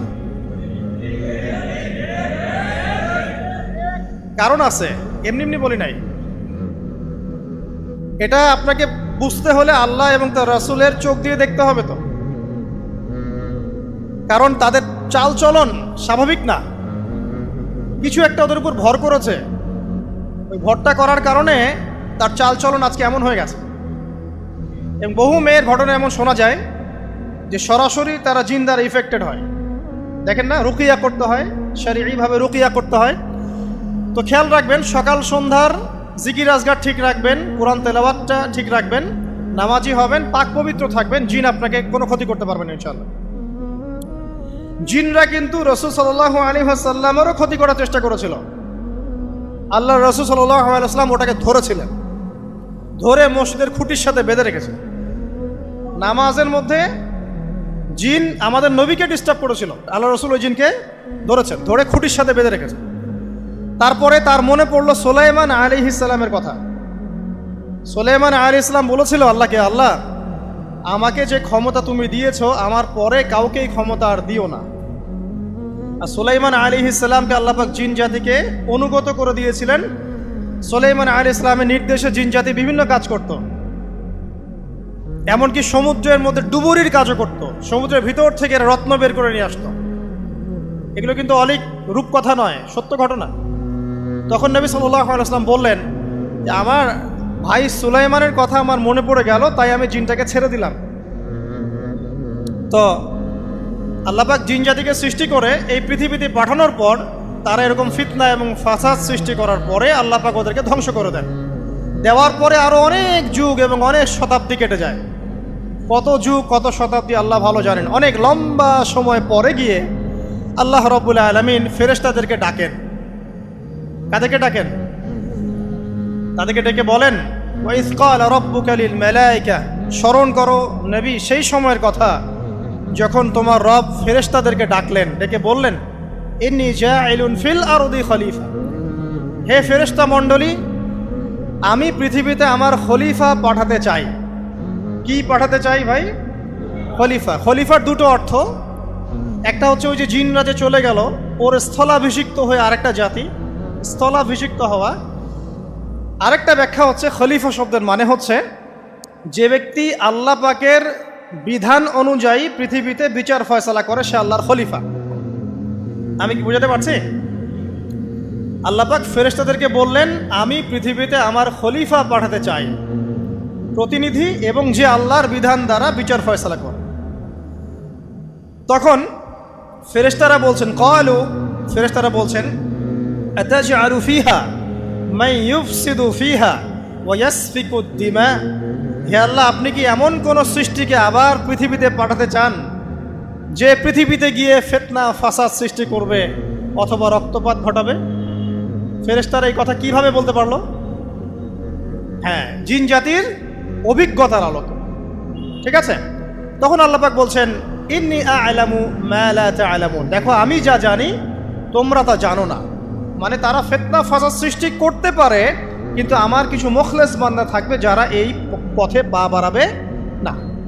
আচ্ছা, এবার আল্লাহ রাব্বুল আলামিন আদম আলাইহিস সালামকে সৃষ্টি করলেন। আল্লাহ পাক নিজের হাত দিয়ে আদম আলাইহিস সালামকে সৃষ্টি করেছেন। সূরা সাদের মধ্যে আল্লাহ পাক বলেছেন, দেখুন মহাবিশ্বের কোন সৃষ্টির ব্যাপারে বলা হয়নি যে খলাকতু বিয়াদাই, আমি নিজ হাতে তাকে সৃষ্টি করেছি। শুধুমাত্র আদম আলাইহিস সালাম, আমাদের পিতার ক্ষেত্রে বলা হয়েছে খলাকতু বিয়াদাই, আমি নিজ হাতে তাকে সৃষ্টি করেছি। কত সম্মান, কত ভালোবাসা, তাই না? এবার আল্লাহ রাব্বুল আলামিন আদম আলাইহিস সালামকে সমস্ত নাম শিক্ষা দিলেন। সমস্ত নাম মানে কি?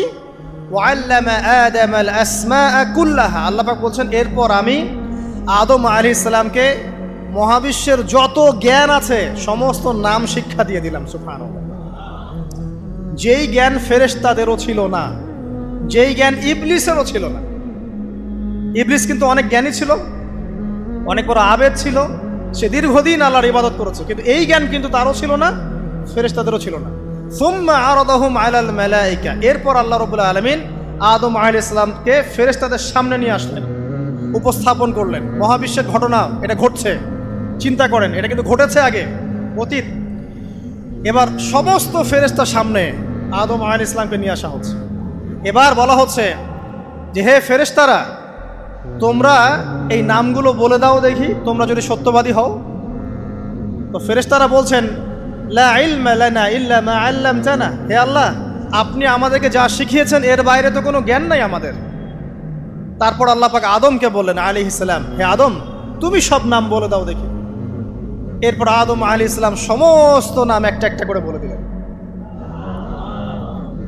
তাহলে আমাদের পিতা জ্ঞানী ছিলেন, নজ্ঞ ছিলেন? আর আমরা তার সন্তান হিসেবে জ্ঞানী নজ্ঞ, এটা আমাদের শোভা পায়? আমাদের পিতা ছিলেন মহাবিশ্বের সবচেয়ে জ্ঞানী সত্তা। আল্লাহ রাব্বুল আলামিন তাকে জ্ঞান শিক্ষা দিয়েছেন, সমস্ত জ্ঞান। তবে তার সমস্ত জ্ঞান আর এই মহাবিশ্বের সমস্ত জ্ঞান আল্লাহর জ্ঞানের তুলনায় কতটুকু জানেন? একটা সমুদ্রের মধ্য থেকে এক ফোঁটা পানি উঠালে যেমন হয়, পুরো মহাবিশ্বের জ্ঞান আল্লাহর জ্ঞানের সামনে এতটুকু। আল্লাহ পাকের জ্ঞান এত অসীম, পুরো মহাসাগরের মধ্য থেকে এক ফোঁটা পানি তুললে, ওই যে এক ফোঁটা পানি তুললেন, এটা মহাবিশ্বের জ্ঞান, আর বাকি সমস্ত পানি এটা আল্লাহ পাকের জ্ঞান। ঠিক দুনিয়ার জীবনের এক্সাম্পলটা এমনই। একটা সাগরের মধ্যে আঙ্গুল ডুবালে, আঙ্গুল উঠালে যতটুকু পানি আঙ্গুলে বেঁধে থাকে এটা দুনিয়া, আর পুরো মহাসাগরটাই হচ্ছে কি? আখিরাত। নবীজি বলছেন সাল্লাল্লাহু আলাইহি ওয়াসাল্লাম, একটা মৃত গাধাকে দেখে বলছেন, সাহাবীরা তোমরা কি কেউ এই গাধাটাকে 1 দিরহামের বিনিময়ে কিনবে? কান কাটা, মৃত, গলে আছে, এই গাধাটাকে কিনবা 1 দিরহাম দিয়ে? সাহাবীরা বলছেন, মাংনা দিলেও তো কিনবো না। ইয়া রাসূলুল্লাহ, যদি ফ্রিও কেউ দেয়, বিনামূল্যে দেয়, তাও তো নিব না। তখন নবী সাল্লাল্লাহু আলাইহি ওয়াসাল্লাম বলছেন, এটাই হচ্ছে আল্লাহর কাছে দুনিয়ার এক্সাম্পল। ওই মৃত গাধা তোমাদের কাছে যতটা না ইম্পর্টেন্ট, যতটুকু মূল্য রাখে, আল্লাহর কাছে এই দুনিয়া তার চেয়েও কম মূল্য রাখে। তো এই দুনিয়াতে তো সব ফয়সালা হবে না। আমরা তো হতাশ হয়ে যাই না যে দুনিয়াতে এমন কেন, এটা কেন, ওইটা কেন। দুনিয়া এটারই জায়গা। দুনিয়া সব কিছুর কনক্লুশনের জায়গা না, সব কিছুর পরিসমাপ্তির জায়গা হচ্ছে কিয়ামতের মাঠ। ওই দিন যে সফল সে সফল, যে ব্যর্থ সে ব্যর্থ। দুনিয়ার বাড়ি গাড়ি, স্ট্যাটাস, চাকরি বাকরি, ইজ্জত সম্মান, এটা সাফল্য ব্যর্থতার মানদণ্ড নয়, চূড়ান্ত মানদণ্ড নয়। চূড়ান্ত মানদণ্ড কি? ফামান যুহজিহা আনিন নার ওয়া উদখিলাল জান্নাহ ফাকাদ ফাজ। যাকে জাহান্নাম থেকে বাঁচানো হবে, জান্নাতে প্রবেশ করানো হবে, পুলসিরাত পার হতে পারবে, এই একমাত্র ব্যক্তি সফল। সাফল্যের সংজ্ঞাটা জেনে রাখবেন, তাহলে আপনি দুনিয়াতে হতাশ হবেন না ইনশাআল্লাহ। এবার কি হলো, যখন আদম আলাইহিস সালাম সমস্ত নাম শিক্ষা দেওয়া সমস্ত নাম বলে দিলেন, এখানে নাম মানে কিন্তু খালি নাম নয়, জ্ঞান বলে দিলেন, তখন আল্লাহ রাব্বুল আলামিন ফেরেশতাদেরকে বললেন, তোমরা সবাই এখন আদমকে সিজদা করো। ওয়া ইয কুলনা লিল মালাইকাতি ইসজুদু লি আদম। আল্লাহ পাক এবার বলছেন, আমি সমস্ত মালায়েকাকে বললাম তোমরা আদমকে সিজদা করো। ফাসাজাদু, সবাই সিজদা করলো, ইল্লা ইবলিস, ইবলিস সিজদা করলো না। কেন করলে না? ইবলিসকে বলা হচ্ছে, ইয়া ইবলিস মা মানাকা আল্লা তাসজুদা ইয আমারতুক। তোমাকে কে নিষেধ করলো সিজদা করতে ওই আদমকে, যাকে আমি আদেশ করেছি? কে নিষেধ করলো? তখন ইবলিস বলছে, খলাকতানি মিন নার ওয়া খলাকতাহু মিন তিন। আমাকে সৃষ্টি করেছেন আগুন দিয়ে, আর আদমকে সৃষ্টি করেছেন মাটি দিয়ে, আমি কিভাবে তাকে সিজদা করতে পারি? ইবলিস বলতে চাইলো যে আপনি যে বলছেন আদমকে সিজদা করো, আদম তো মাটির তৈরি, আমি তো আগুনের তৈরি, তাহলে আপনি ভুল বলছেন। নাউজুবিল্লাহ। আগুন কেন মাটির সামনে নত হবে? মাটি আগুনের সামনে নত হওয়া উচিত। তার কেয়াস হচ্ছে এমন। কেয়াস মানে কি? তার এটা কি? হ্যাঁ, তার এটা যুক্তি, তার এটা যুক্তি এবং দর্শন যে আমি কেন তাকে সিজদা করব? আমি তো আগুনের তৈরি, আর আদম হচ্ছে মাটির তৈরি। তো খলাকতাহু মিন নার ওয়া খলাকতানি মিন তিন, খলাকতানি মিন নার ওয়া খলাকতাহু মিন তিন। আমাকে সৃষ্টি করেছেন আগুন দিয়ে, আদমকে সৃষ্টি করেছেন মাটি দিয়ে। আবা ওয়াস্তাকবারা, আল্লাহ পাক বলছেন সে উদ্ধত হলো এবং অহংকার প্রদর্শন করলো। আর আল্লাহ পাক অনেক কিছু মাফ করে দেন, কিছু কিছু বিষয় আল্লাহ পাক মোটেই পছন্দ করেন। তার মধ্যে একটা হচ্ছে অহংকার, তার মধ্যে একটা হচ্ছে শিরক, তার মধ্যে একটা হচ্ছে অন্যের হক নষ্ট করা, তার মধ্যে একটা হচ্ছে আদম সন্তানকে হত্যা করা, তার মধ্যে একটা হচ্ছে বৃদ্ধ বয়সে ব্যভিচার করা, তার মধ্যে একটা হচ্ছে মুরতাদ হয়ে যাওয়া। ওই যে খ্রিস্টান হয়ে যাচ্ছেন না, খালি মরেন তারপর বুঝবেন, খালি মালাকুল মউত আসুক তারপর বুঝবেন। আল্লাহ রাব্বুল আলামিন বলছেন তার রাসূলের মাধ্যমে, কেউ যদি সাক্ষ্য দেয় আল্লাহ ছাড়া কোনো মাবুদ নাই, মুহাম্মদ সাল্লাল্লাহু আলাইহি ওয়াসাল্লাম শেষ নবী, ঈসা ইবনে মারইয়াম আল্লাহর প্রেরিত নবী, আল্লাহর পুত্র নন, জান্নাত সত্য এবং জাহান্নাম সত্য, এই 5টা বিষয় যদি কেউ সাক্ষ্য দেয়, ইনশাআল্লাহ সে জান্নাতে যাবে, তার আমল যেমনই হোক না কেন। টাকার বিনিময়ে, চাকরির বিনিময়ে, সমাজসেবার নামে আর চিকিৎসার নামে ইমান বিক্রি করে ফেললেন, সুবহানাল্লাহ, সুবহানাল্লাহ। তোমাদের এই পৃথিবীতে বেঁচে থাকার চাইতে মাটির তলে চলে যাওয়া ভালো। আবর্জনার কোনো প্রয়োজন নাই আল্লাহর এই জমিনে। এই মুসলিম উম্মার আবর্জনার কোনো প্রয়োজন নাই। এই মুসলিম উম্মার ইমানদার সাহসী তরুণ প্রজন্মের দরকার। আল্লাহ পাক কবুল করুন, আমিন। এরপরে কি হলো? ইবলিস সিজদা করলো না, আবা ওয়াস্তাকবার, সে উদ্ধত হলো এবং অহংকার প্রদর্শন করলো। এবার আল্লাহ পাক জিজ্ঞাসা করলেন, কেন করলে না? কেন করলে না? সে বলল যে আগুন দিয়ে সৃষ্টি করেছেন আমাকে, তাকে সৃষ্টি করেছেন আপনি মাটি দিয়ে, সো আপনি ভুল আমি সঠিক, আমি কেন তাকে সিজদা করব? আল্লাহ পাক তখন আর তার প্রতি রহম করলেন না। আল্লাহ পাক তখন তাকে বলছেন ফখরুজ মিনহা, এখান থেকে বেরো। আল্লাহ পাক যেমন গফুর রহিম আরহামুর রহিমিন, ঠিক তেমনি আল্লাহ পাক শাদীদুল ইকাব, কঠিন শাস্তি দাতাও বটে। আল্লাহ পাক শুধু কি দয়াই করবেন, শাস্তি দিবেন না? দিবেন। ফাখরুজ, অপদস্থ হয়ে লাঞ্ছিত হয়ে এখান থেকে বের হয়ে যাও। এখানে অহংকার করার অধিকার তোমাকে দেয়া হয় না, এখান থেকে বের হয়ে যাও। এবার ইবলিস বের হয়ে যাচ্ছে। বের হয়ে যাওয়ার সময় ইবলিস বলছে রব্বি। কি বলছে? রব্বি। দেখেন, ইবলিস আল্লাহকে বলছে রব্বি, মানে ইবলিস আস্তিক। ইবলিস কি আস্তিক? ইবলিস আল্লাহ বিশ্বাস করে। ইবলিস বলছে রব্বি, হে আমার রব, আনজিরনি ইলা ইয়াউমি ইউবআসুন, আমাকে কিয়ামত দিবস পর্যন্ত অবকাশ দেন। আমাকে তো বের করে দিচ্ছেন, ঠিক আছে, আমাকে কিয়ামত দিবস পর্যন্ত অবকাশ দেন। শব্দ চয়ন হচ্ছে রব্বি, হে আমার রব, মানে ইবলিস কিন্তু নাস্তিক না। তাহলে এখন যারা এই যে এথিজমে বিশ্বাস করছেন, আসলে এরা কেউ নাস্তিক না, এরা ইসলাম বিদ্বেষী। কখনো দেখবেন না তাদেরকে অন্য ধর্মের কোনো বিষয় নিয়ে কটু মন্তব্য করছে, প্রশ্ন উত্থাপন করছে, এমনটা খুব কমই দেখবেন। এতে যত মাথা ব্যথা ইসলাম নিয়ে। এখানে দেখেন ইবলিসের কথা বলছি, ইবলিস কিন্তু আস্তিক। ইবলিস কি বলছে? রব্বি আনজিরনি ইলা ইয়াউমি ইউবআসুন, হে আমার রব। ইবলিস জানে যে আল্লাহ তার রব। ওই যে সূরা হাশরের শেষের দিকে পড়ে দেখবেন ইবলিস বলে উকফুর, তোমরা কুফরি করো। তারপরে মানুষ যখন কুফরি করে সে বলে আমি ইন্নী আখাফুল্লাহ রাব্বাল আলামিন, আমি আল্লাহকে ভয় করি যে জগৎ সমূহের প্রতিপালক। শয়তানকে মানুষ গিয়ে জিজ্ঞাসা করবে, জাহান্নামীরা, তুমি আমাদেরকে পথভ্রষ্ট করেছিল। শয়তান বলবে আমি কিচ্ছু করি নাই, আমি তোমাদেরকে কোনো কাজে ফোর্স করি নাই, আমি শুধু তোমাদেরকে ওয়াসওয়াসা দিয়েছি, তোমরা নিজেরাই কাজ করেছো। ফালা তালুমুনি ওয়ালুমু আনফুসাকুম, সূরা ইব্রাহিম পড়ে দেখেন। শয়তান বলবে তোমরা আমাকে লানত করো না, নিজেদেরকেই লানত করো, আমি তো তোমাদেরকে বাধ্য করে কাজ করাই নাই, তোমরা নিজেরাই করেছো এই কাজগুলো। আসুন সামনে যাই। এবার আল্লাহ পাক যখন ইবলিসকে বের করে দিলেন, সে বলছে আমাকে কিয়ামত পর্যন্ত অবকাশ দিন। কিয়ামত পর্যন্ত অবকাশ নিয়ে ইবলিস কি করবে? উত্তর, ইবলিস বলছে ফাবিমা আগওয়াইতানি, হে আল্লাহ, যে কারণে বা যে আদমের কারণে আপনি আমাকে এখান থেকে বের করে দিলেন, লাআকউদান্না লাহুম সিরাতাকাল মুস্তাকিম, আমি সে আদম সন্তানের সরল পথে ওত পেতে বসে থাকবো। শয়তানের কথা কি মনে থাকবে যুবক ভাইরা? শয়তানের চ্যালেঞ্জ কি? আমি আদম সন্তানের সরল পথে ওত পেতে বসে থাকবো, মানে আমার আপনার সবার পথে সে ওত পেতে বসে আছে।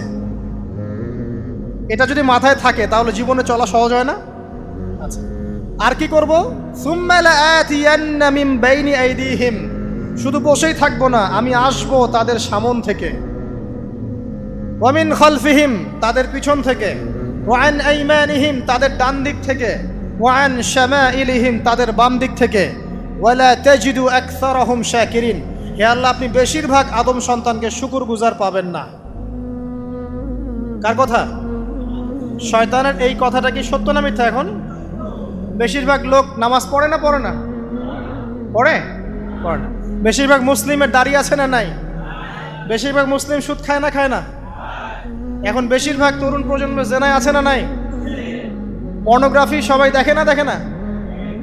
অন্যের সম্পদ আত্মসাৎ মানুষ করছে না? দুর্নীতি করছে না? ঘুষ খাচ্ছে না? ইসলামের বিধান 100% পালন করে কত পার্সেন্ট মানুষ? খুব কম। আচ্ছা বাদ দেন এত বড় বড় কথা, শুধু কোরআনুল কারীম তেলাওয়াত করতে পারে কতজন মানুষ? বলি না আমরা 90% মুসলিমের বাংলাদেশ, তো 90% মুসলিমের বাংলাদেশে কত ভাগ মুসলিম কোরআন তেলাওয়াত করতে পারে? একটা শুমারি করে দেখেন, কোরআন শুমারি, এটা কোরআন শুমারি করে দেখেন যে কত পার্সেন্ট মুসলিম শুদ্ধ করে কোরআন পড়তে পারে। যারা পড়তে জানে তাদেরও পড়া যে কত ভুল আছে, আলেম ওলামার কাছে গেলে বুঝতে পারবেন। আর এই ভুলের কারণে যে অর্থ কত পরিবর্তন হচ্ছে আপনি তো জানেনই না। তো এই যে শয়তান বলেছে ওয়ালা তাজিদু আকসারাহুম শাকিরিন, আপনি বেশিরভাগকেই শুকরগুজার পাবেন। তো কথা সত্য না মিথ্যা? দেখেন, ও কিন্তু তার মিশনের মধ্যে ঠিকই আছে। কথা যে সত্য তার প্রমাণ সহিহ বুখারীর একটা হাদিস, যেটা 4 বার এসেছে বুখারীর মধ্যে, যে আদম আলাইহিস সালামকে ডাকা হবে কিয়ামতের মাঠে, ডেকে বলা হবে তোমার সন্তানদের মধ্য থেকে জাহান্নামীদেরকে আলাদা করে দাও। আদম আলাইহিস সালাম বলবেন কতজনকে আলাদা করে দিব? আল্লাহ পাক বলবেন প্রতি 1099 জনকে জাহান্নামের জন্য আলাদা করে দাও। শয়তানের কথা ঠিক না বেঠিক? এবার আল্লাহ রাব্বুল আলামিন তাকে বের করে দিলেন। ইবলিস এবার বের হয়ে গেল, চ্যালেঞ্জও করলো। এবার আল্লাহ পাক আদম আলাইহিস সালামকে ডেকে বলছেন, ইয়া আদম, এবার আদম আলাইহিস সালামের এই যে পাঁজর মানে বুকের পাঁজর, এখান থেকে তার সঙ্গিনীকে সৃষ্টি করা হলো। কারণ আদম আলাইহিস সালাম একাকী ছিলেন, একা কি থাকা যায়? একা থাকতে কষ্ট হয় না? একজন জীবন সঙ্গী লাগে না? তো আদম আলাইহিস সালামের এই বাম পাঁজরের হাড় থেকে হাওয়া আলাইহিস সালামকে সৃষ্টি করা হলো। সৃষ্টি করার পর আরও একটা ঘটনা আছে যে আল্লাহ রাব্বুল আলামিন আদম আলাইহিস সালামের পিঠের যে অংশটুকু আছে, এই অংশটুকু থেকে আগামীতে যত আদম সন্তান আসবে সবাইকে ছোট ছোট পিঁপড়ার আকৃতিতে সামনে নিয়ে দেখালেন। সুবহানাল্লাহ। যত আদম সন্তান আসবে আল্লাহ পাক সবাইকে আদমের সামনে দেখালেন এবং বললেন, এই যে শুভ্র অংশ যারা, মানে সাদা অংশ যারা, তারা তোমার সন্তানদের মধ্য থেকে সবাই জান্নাতি। আর তোমার এই যে বাম পাশে যেগুলো কালো কালো ছোট ছোট আকৃতি দেখছো, এগুলো সব তোমার সন্তানদের মধ্য থেকে জাহান্নামী। আমরা দোয়া করি আমরা তাদের অন্তর্ভুক্ত না হই। এবার আল্লাহ পাক সবাইকে বললেন, সূরা আরাফের মধ্যে আসছে 182 নম্বর আয়াতে মনে হয়, আল্লাহ পাক বলেন, আলাস্তু বিরব্বিকুম, হে আদমের সন্তানরা, আমি কি তোমার রব নই? আমি কি তোমাদের রব নই? আলাস্তু বিরব্বিকুম, আমি কি তোমাদের রব নই? আলাস্তু বিরব্বিকুম, আমি কি তোমাদের রব নই? আমরা সবাই তখন বলেছিলাম, বালা ইয়া রব্বি, অবশ্যই আপনি আমাদের রব। আমরা এখন ভুলে গেছি না? আমরা সবাই এই সাক্ষী দিয়ে আসছি রুহের জগতে।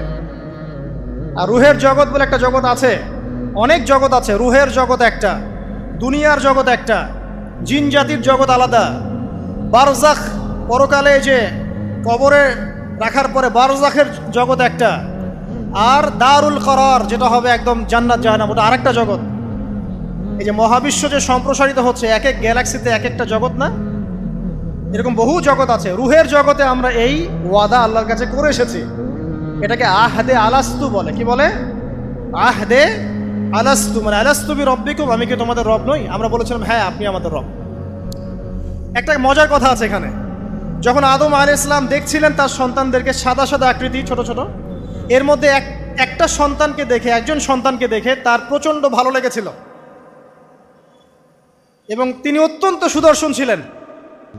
তাকে দেখে তার প্রচণ্ড রকম ভালো লেগেছিল। আল্লাহ পাককে তিনি জিজ্ঞাসা করলেন, হে আল্লাহ, আমার সন্তানদের মধ্যে একে, এই সুন্দর সন্তান কে? আল্লাহ পাক বললেন, সে হচ্ছে তোমার সন্তান দাউদ। কি নাম? দাউদ আলাইহিস সালাম। আর আপনাকে বলে রাখি, আদম আলাইহিস সালামের ব্যাপারে যেমন আল্লাহ পাক বলেছেন আদম আমার খলিফা, ঠিক দাউদ আলাইহিস সালাম সম্পর্কেও আল্লাহ পাক বলেছেন দাউদ আমার খলিফা। বুঝতে পারলেন? কোথায় আছে? সূরা সদ পড়ে দেখেন। ঠিক আদম আলাইহিস সালাম সম্পর্কে আল্লাহ পাক বলেছেন না যে আমি পৃথিবীতে খলিফা পাঠাচ্ছি, ঠিক দাউদ আলাইহিস সালাম সম্পর্কেও আল্লাহ পাক বলেছেন দাউদ আমার খলিফা। ইয়া দাউদ ইন্না জাআলনাকা খলিফাতান ফিল আরদ ফাহকুম বাইনান নাস বিল হক ওয়া লা তাত্তাবি'ল হাওয়া। আয়াতটা পড়ে দেখবেন, ওইদিকে আমি পরে আসছি। তো ওই সন্তানকে দেখে তার এত ভালো লাগলো, আল্লাহর কাছে তিনি জিজ্ঞাসা করছেন, হে আল্লাহ, আমার এই সন্তানের হায়াত কত? আল্লাহ পাক বলছেন, তোমার এই সন্তানের হায়াত হচ্ছে 60 বছর। কত বছর? 60 বছর। আর আমাদের উম্মতে মুহাম্মাদের কিন্তু গড় আয়ু এরকম 60-65, এর বেশি না গড় আয়ু। তখন আদম আলাইহিস সালাম বলেন, আল্লাহ, আমার হায়াত থেকে তাকে 40 বছর দিয়ে দাও। আমার হায়াত থেকে তাকে 40 বছর দিয়ে দাও। আল্লাহ পাক তাকে 40 বছর দিয়ে দিলেন। তাই আদম আলাইহিস সালামের 1000 বছর হায়াত হয়ে গেল 960 বছর, আর দাউদ আলাইহিস সালামের 40 বছর হায়াত হয়ে গেল 100 বছর। এখন আসেন এই জায়গায় যে আদম আলাইহিস সালাম এবং দাউদ আলাইহিস সালাম দুইজনকে আল্লাহ পাক কি বলেছেন? খলিফা। খলিফা কে? খলিফা কাকে বলে? এটা একটু শুনে নি ছোট্ট করে। সূরা সদ পড়বেন 24 কি 26 নম্বর আয়াত। আল্লাহ পাক বলছেন, ইয়া দাউদ, হে দাউদ, খলিফার কাজ কি এটা শোনেন। হে দাউদ, ইন্না জাআলনাকা খলিফাতান ফিল আরদ, নিশ্চয়ই আমি আল্লাহ তোমাকে পৃথিবীতে খলিফা করেছি। কি করেছি? খলিফা করেছি। তোমার কাজ কি? ফাহকুম বাইনান নাসি বিল হক, মানুষের মাঝে আল্লাহর বিধান দ্বারা হকের মানদণ্ডে বিচার ফয়সালা করবে। আর আল্লাহর খলিফার দায়িত্ব কি? আল্লাহর বিধান দ্বারা বিচার ফয়সালা করা। ওয়ালা তাত্তাবি'ল হাওয়া, তুমি নিজের প্রবৃত্তির অনুসরণ করবে না। ফায়ুদিল্লাকা আন সাবিলিল্লাহ, তাহলে তোমাকে এটা সরল পথ থেকে বিচ্যুত করে দিবে। ইন্নাল্লাযীনা ইউদিল্লুনা আন সাবিলিল্লাহ, নিশ্চয় যারা আল্লাহর পথ থেকে বিচ্যুত হয়ে যায়, লাহুম আযাবুন শাদীদ, তাদের জন্য কঠিন শাস্তি আছে। বিমা নাসু ইয়াউমাল হিসাব, এই কারণে যে তারা হিসাবের দিনটা ভুলে গেছে। এই আয়াত থেকে খলিফার ফাংশন বুঝতে পারলেন? খলিফার ফাংশন কি? আপনি যা ইচ্ছা তাই ফয়সালা করবেন, নিজের মন গড়া যা ইচ্ছা রচনা করবেন। ফাহকুম বাইনান নাসি বিল হক, মানুষের মধ্যে হকের মানদণ্ডে বিচার ফয়সালা করো। হকটা কি জিনিস? আমার দর্শন হক, আমার ফিলোসফি হক, আমার যুক্তি, আমার বিজ্ঞান, এগুলোই হকের মানদণ্ড। হকের মানদণ্ড কি? কোথায় উত্তর আছে? কোরআনেই উত্তর আছে। কোন সূরা? সূরা কাহফ। কত নম্বর আয়াত? আয়াত নাম্বার 29। আল্লাহ পাক বলছেন, ওয়াকুলিল হাক্কু মির রাব্বিকুম, হক সেটাই যা তোমার রবের পক্ষ থেকে নাজিল। কথা কি ক্লিয়ার? হক কি জিনিস? যা তোমার রবের পক্ষ থেকে নাজিল হয়। ফামান শাআ ফালইউমিন, যার ইচ্ছা হয় সে স্বীকার করুক। ওয়ামান শাআ ফালইয়াকফুর, যার ইচ্ছা হয় সে অস্বীকার করুক। ইন্না আ'তাদনা লিযালিমিনা নারান, অস্বীকারী জালেমদের জন্য আমি আগুন প্রস্তুত করে রেখেছি। তো এখানে আপনি হকের সংজ্ঞা পেলেন এবং হকের মানদণ্ডে বিচার ফয়সালা করলে পরে খলিফা হয়।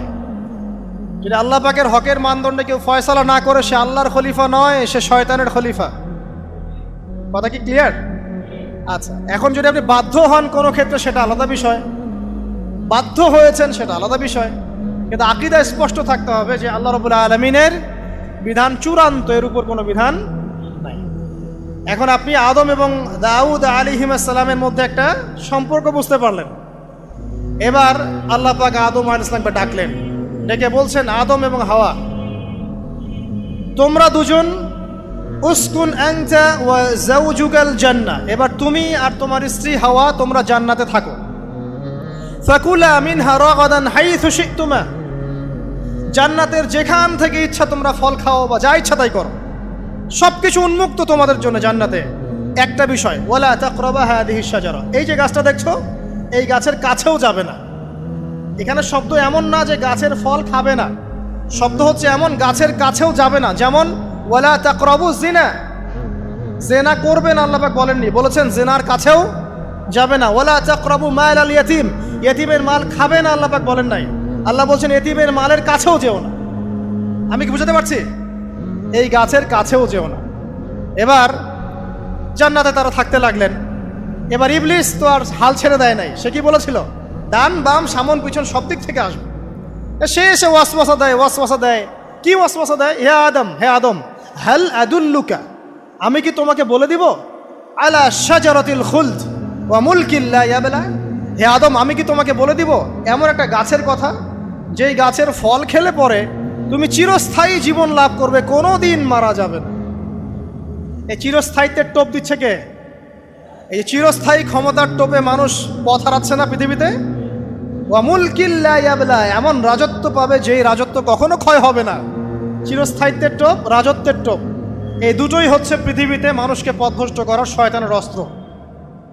কথা মনে বুঝতে পারেন না? আমার মাথার উপর দিয়ে যাচ্ছে, বুঝতে পারবেন ইনশাআল্লাহ। তো টোপ দিচ্ছে দুইটা, হাল আদুল্লুকা আলা শাজারাতিল খুলদ ওয়া মুলকিন লা ইয়াবলা। করতে করতে করতে করতে একদিন সত্যি সত্যি আমাদের পিতামাতা সেই গাছের কাছে চলে গেলেন। যখনই চলে গেলেন, ফালাম্মা যাকাশ শাজারা, যখন তারা গাছের কাছে চলে গেলেন, বাদাত লাহুমা সাওআতিহিমা, তাদের পরনে যে জান্নাতি কাপড় ছিল ধাপাস করে খুলে পড়ে গেল। ইন্না লিল্লাহি ওয়া ইন্না ইলাইহি রাজিউন, আমাদের পিতামাতাকে পুরো মহাবিশ্বে ফেরেশতাদের সামনে জান্নাতে নগ্ন করে দিল ইবলিস। আমি মনে বুঝাতে ব্যর্থ হচ্ছি, আমাদের পিতামাতাকে জান্নাতে ফেরেশতাদের সামনে, সবার সামনে নগ্ন করে কাপড় খুলে ফেললো কে? ইবলিস। তো এখন যে কাপড় খোলার সংস্কৃতি চলছে, কারা এরা? ওরা জিন শয়তান, এগুলো মানুষ শয়তান। শয়তান দুই প্রকার, মিনাল জিন্নাতি ওয়ান নাস, জিন শয়তান আর মানুষ শয়তান। ওই জিন শয়তান এদেরকে ওয়াসওয়াসা দিয়ে দিয়ে নগ্ন করেছে, এরা এখন নগ্নতার আন্দোলন শুরু করেছে। এবং আমি জানি কয়দিন পর এটা বিকিনি পরেও ঘুরবে। অবাক হচ্ছেন? কিয়ামতের আলামতের মতো অন্যতম হচ্ছে মানুষ রাস্তার ধারে ধারে জেনা করবে, রাস্তার মনে মনে জেনা হবে। তখনকার সবচেয়ে ভালো মানুষ হবে সেই ব্যক্তি যে গিয়ে বলবে যে বাবা তোমরা জেনা করছো এই দেয়ালের পিছনে গিয়ে করতে পারলা না, সে হবে সবচেয়ে ভালো মানুষ। তো এই যে কাপড় খোলার সংস্কৃতি শুরু হয়েছে, এটা কার সংস্কৃতি? বাদাত লাহুমা সাওআতিহিমা, আল্লাহ পাক আরো বলছেন ইয়া বানি আদম, হে আদম সন্তান, লা ইয়াফতিনান্নাকুমুশ শাইতান, শয়তান যেন তোমাদেরকে ফিতনায় ফেলতে না পারে। কামা আখরাজা আবাওয়াইকুম মিনাল জান্নাহ, ঠিক যেভাবে শয়তান তোমাদের পিতা মাতাকে জান্নাত থেকে বের করে দিয়েছিল, আর কি করেছিল? কামা আখরাজা আবাওয়াইকুম মিনাল জান্নাহ ইয়ানজিউ আনহুমা লিবাসাহুমা, শয়তান তোমাদের পিতা মাতার লেবাস পোশাক খুলে ফেলেছিল, ঠিক এভাবেই যেন পৃথিবীতে শয়তান তোমাদেরকে ফিতনায় ফেলতে না পারে, আল্লাহ পাক সতর্ক করছে। এখন কি বুঝতে পারছেন এই নগ্নতার যে 6 লাভ, নগ্নতা, অশ্লীলতা, পর্নোগ্রাফি, বেহাপনা, ফ্রি মিক্সিং, নারীদেরকে নগ্ন করে রাস্তায় বের করে নিয়ে আসা, এগুলো কার এজেন্ডা? শয়তানের এজেন্ডা। এর উপর কোনো কথা নাই, কারণ কোরআনের উপর কোনো সত্য নাই। এগুলোর উপরে কোনো কথা হবে না, বিকজ কোরআনের উপর কোনো সত্য নাই। আছে? নাই। কোরআনে আল্লাহ পাক বলেছেন যে শয়তান ফিতনায় ফেলেছিল, ইয়ানজিউ আনহুমা লিবাসাহুমা, শয়তান তোমাদের পিতা মাতার লেবাস খুলে ফেলে দিয়েছিল। ওয়া তাফিকা ইয়াখতিফানি আলাইহিমা মিন ওয়ারাকিল জান্নাহ, তখন আমাদের পিতা মাতা জান্নাতের গাছের যে এই যে পাতাগুলো আছে এগুলো ছিঁড়ে ছিঁড়ে লজ্জাস্থান ঢাকতে লাগলেন। ইন্না লিল্লাহ, আমাদের পিতা মাতার কি দুর্দশা হয়েছিল, আমাদের পিতা মাতার কি দুর্দশা, কি লজ্জা হয়েছিল তখন। চিন্তা করে দেখেন, শয়তান কাপড় খুলে ফেলে দিয়েছে, আর আমাদের পিতা মাতা, আমাদের মা, আমাদের বাবা জান্নাতের এই যে পাতাগুলো ছিঁড়ে ছিঁড়ে গায়ের লজ্জাস্থান ঢাকা শুরু করেছেন। কি পরিমাণ লজ্জা চিন্তা করেন। আপনাকে যদি এখানে কেউ নগ্ন করে ফেলে এবং আপনি যদি না চান বিষয়টা, সবাই জোর করে আপনার কাপড় খুলে ফেলে, আপনার কেমন লাগবে? কেমন লাগবে? এই ঘটনা ঘটেছে মহাবিশ্বে, শয়তান ঘটিয়েছে। এরপর আল্লাহ পাক ডাকলেন, ডেকে বলছেন ইয়া আদম, হে আদম, আলাম আনহাকুমা আন তিলকুমা শাজারা, হে আদম, আমি কি তোমাদেরকে দুজনকে নিষেধ করি নাই যে গাছের কাছে যাবে না? আমি কি তোমাদের দুইজনকে নিষেধ করি নাই যে তোমরা গাছের কাছে যাবে না? তখন আদম আলাইহিস সালাম বুঝতে পারলেন যে তারা একটা বড় ভুল করে ফেলেছে। তারপর আল্লাহ রাব্বুল আলামিন দয়া পরবশ হয়ে আদম এবং হাওয়া আলাইহিস সালামকে কালিমা শিক্ষা দিলেন, তওবার কালিমা, যেই কালিমা দিয়ে তারা তওবা করতে পারেন। সেই কালিমা হচ্ছে রব্বানা যালামনা আনফুসানা ওয়া ইল্লাম তাগফির লানা ওয়া তারহামনা লানাকুনান্না মিনাল খাসিরিন। এই দোয়া শিখে নিয়ে আদম এবং হাওয়া আলাইহিস সালাম তওবা করলেন, আল্লাহ পাক তাদের তওবা কবুল করে মাফ করে দিলেন। কিন্তু জান্নাতে আর থাকা হলো না। আল্লাহ পাক বলেন কুল নাহবিতু মিনহা জামিআ, এবার তোমরা সবাই মিলে এখন পৃথিবীতে নেমে যাও। আল্লাহ মাফ করে দিলেন, কিন্তু তোমরা এখন পৃথিবীতে নেমে যাও, জান্নাতে আর থাকা হবে না। খেয়াল করে দেখেন, ইবলিসও আল্লাহর আদেশ মানে নাই। আল্লাহ বলেছেন সেজদা করো, ইবলিস কিন্তু করে নাই। আবার আমাদের পিতা আদম আলাইহিস সালামকে আল্লাহ পাক বলেছেন গাছের কাছে যেও না, তারা চলে গেছেন। দুটোই কি অবাধ্যতা নয়? তাহলে ইবলিসকে চিরস্থায়ী জাহান্নামী করা হলো, আদম সন্তানকে কেন করা হলো না? উত্তর, আদম সন্তান আদম আলাইহিস সালাম তওবা করে ফিরে এসেছে, ইবলিস আসে নাই। তাই আমাদের দ্বারা পদে পদে ভুল হবেই, তওবা করে ফিরে আসলেই গুনাহ মাফ ইনশাআল্লাহ। আর যদি ইবলিসের মতো গুনার উপর গুনাহ করতেই থাকেন আর বলেন যে আমি ঠিক কাজ করছি, তাহলে ইনশাআল্লাহ ওই যে জাহান্নাম অপেক্ষা করছে। ইবলিসকে আল্লাহ পাক বললেন যে তুমি এবং তোমার অনুসারী যারাই থাকবে সবাইকে দিয়ে লাআমলাআন্না জাহান্নামা মিনকুম আজমাইন, তোমাদের সবাইকে দিয়ে আমি জাহান্নাম পরিপূর্ণ করব। নাউযুবিল্লাহ। এবার সবাই পৃথিবীতে নেমে আসলো। পৃথিবীতে এসেই কি আল্লাহ পাক ছেড়ে দিলেন? না। আল্লাহ রাব্বুল আলামিন বলছেন কুল নাহবিতু মিনহা জামিআ, তোমরা পৃথিবীতে নেমে যাও। ফাইম্মা ইয়াতিয়ান্নাকুম মিন্নি হুদান, দুনিয়াতে যাচ্ছ যাও, তবে মনে রেখো যে আমার পক্ষ থেকে তোমাদের কাছে হেদায়েতের বাণী আসবে। আমার পক্ষ থেকে তোমাদের কাছে হেদায়েতের বাণী আসবে। ফামান তাবিআ হুদায়া ফালা খাউফুন আলাইহিম ওয়ালা হুম ইয়াহজানুন, যারা আমার হেদায়েতের বাণীগুলো মেনে চলবে তাদের কোনো ভয় নাই, কোনো দুশ্চিন্তাও নাই। ওয়াল্লাযীনা কাফারু ওয়া কাযযাবু বিআয়াতিনা, কিন্তু যারা আমার আয়াতকে কুফরি করবে, মিথ্যা প্রতিপন্ন করবে, ফাউলাইকা আসহাবুন নার, তারা হবে জাহান্নামের অধিবাসী। হুম ফিহা খালিদুন, তারা সেখানে চিরস্থায়ী হবে। এই সহজ সরল জীবন দর্শন দিয়ে আল্লাহ পাক পৃথিবীতে পাঠিয়ে দেবেন। এবার শুরু হলো পৃথিবীতে পথ চলা। পৃথিবীতে পথ চলার ক্ষেত্রে অনেক কিছু সৃষ্টি করতে হলো, আবিষ্কার, কৃষিকাজ, এটা ওটা সব কিছু। আদম আলাইহিস সালামকে আল্লাহ পাক সেই জ্ঞান ওহির মাধ্যমে শিক্ষা দিলেন। কৃষিকাজ আল্লাহ পাক শিক্ষা দিয়েছেন, চাকা সৃষ্টি করা আল্লাহ পাক শিক্ষা দিয়েছেন, বাহন সৃষ্টি করা আল্লাহ পাক শিক্ষা দিয়েছেন। যত রকম জ্ঞান আছে সমস্ত জ্ঞান এসেছে নবীদের পক্ষ থেকে। সবকিছু জ্ঞানের মূল ভিত্তি এসেছে নবীদের কাছ থেকে, আল্লাহর ওহির কাছ থেকে। যত সভ্যতা দেখছেন বড় বড়, সমস্ত সভ্যতা শুরু হয়েছে নবী দ্বারা, এবং সভ্যতা শেষও হবে একজন নবী দ্বারা। তার নাম কি? ঈসা ইবনে মারইয়াম। আদম আলাইহিস সালাম আল্লাহর দেয়া শিক্ষায় শিক্ষিত হয়ে দুনিয়াতে চলতে লাগলেন এবং তওবা ইস্তেগফার করতে লাগলেন, কাঁদতে লাগলেন। দীর্ঘকাল তারা ক্রন্দন করেছেন। কি কারণে? ওই যে একটা ভুল তারা করে ফেলেছে। দুনিয়াতে এসে ক্রন্দন করতে করতে করতে করতে আল্লাহ রাব্বুল আলামিন এক পর্যায়ে তওবা কবুল করে ফেললেন। এবার সামনে যান, তাদের সন্তান হলো হাবিল এবং কাবিল। নাম শুনেছেন? শোনেন নাই? হাবিলের কুরবানি কবুল হয়, কাবিলের কুরবানি কবুল হচ্ছে না। বিকজ কাবিল এর কুরবানির মধ্যে ইখলাস নাই। ভাইয়ের কুরবানি কেন কবুল হচ্ছে, আমারটা কেন হচ্ছে না? হিংসার বশবর্তী হয়ে কাবিল হাবিলকে হত্যা করে ফেললো। নবী পরিবারের সদস্য হয়েও কাবিল এরকম অন্যায় করে ফেলল। আর কি হলো?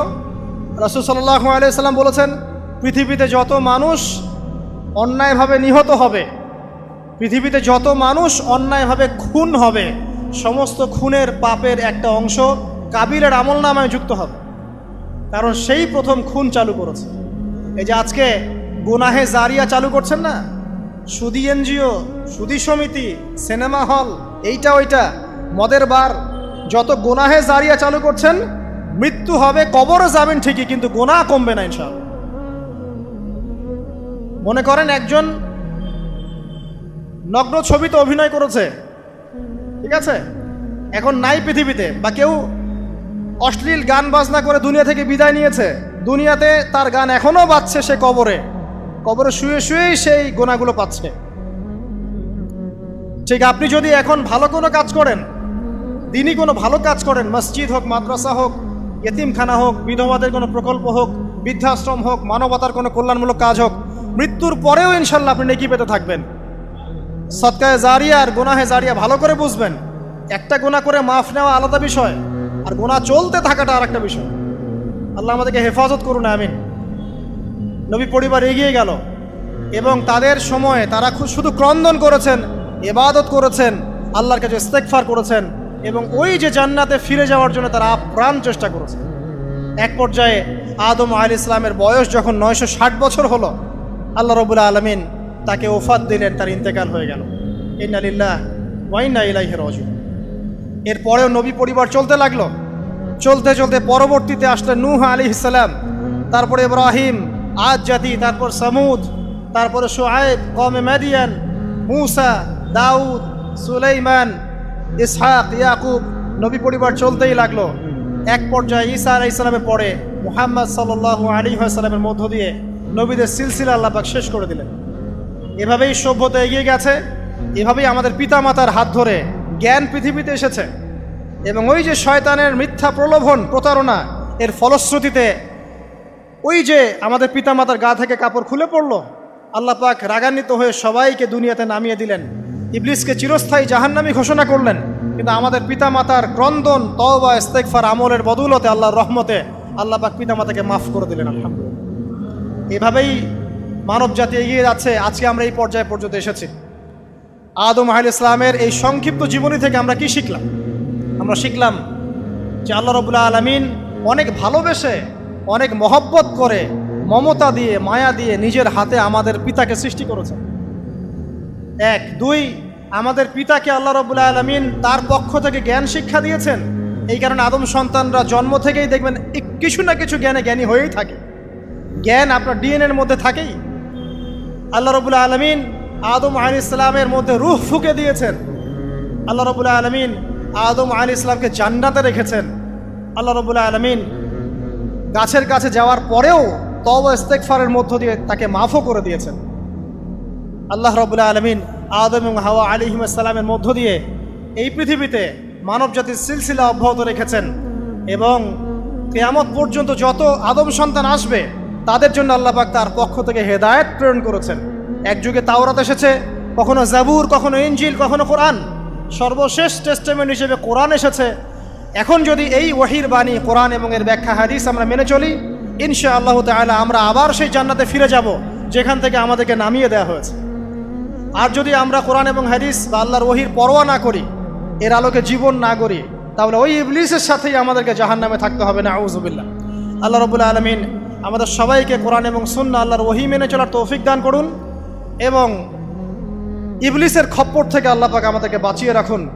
ইবলিসের যত এজেন্ট আছে, ওদের যে দুরভিসন্ধি, ষড়যন্ত্র এবং শয়তানি ফাঁদ, এগুলো থেকে আল্লাহ পাক আমাদেরকে, আমাদের মা বোনদেরকে, আমাদের পরিবারের সদস্যদেরকে, আমাদের সমাজকে, রাষ্ট্রকে আল্লাহ পাক হেফাজত করুন, বাঁচিয়ে রাখুন, আমিন।